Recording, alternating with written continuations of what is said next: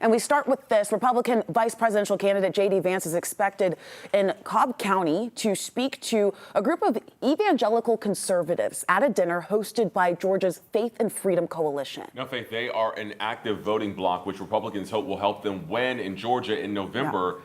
Doug Richards with the 11 Alive political team is live for us in Cobb County with more. Doug.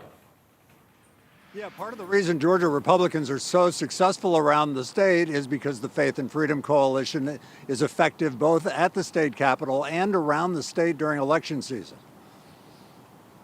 In 2020, we watched Faith and Freedom Coalition volunteers descend by the busload into Cobb County neighborhoods, where they knocked on doors to highlight contrast between Republican Donald Trump and Democrat Joe Biden.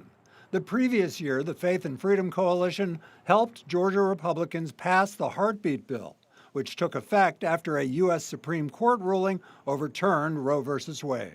The media conversation about the abortion ban has died down some in the last 2 years, but the consequences are still real every day for Georgia women. Democrat Josh McLaurin, who as a senator opposed the heartbeat bill, says it's fitting that J.D. Vance is headlining the Faith and Freedom Coalition meeting tonight.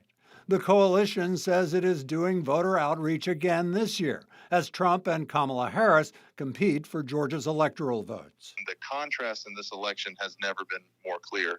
Our teams are canvassing today, every day. We've already knocked on 283,000 doors across the state. And all we're doing is telling voters where the candidates stand on the issue. Where do they stand on life? Where do they stand on religious freedom?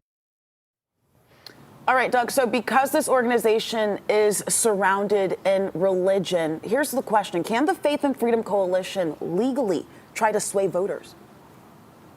Well, that's a great question, and the answer is legally they cannot, but they can informationally campaign by producing paperwork and producing flyers that say what people's positions are, whether they're pro-choice, whether they're pro-abortion, and they sway a lot of voters simply by giving the information to conservatives.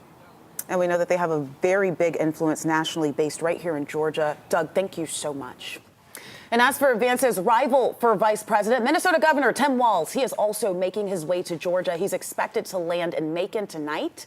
He will have a campaign stop there tomorrow and then head to Atlanta for another campaign event. All of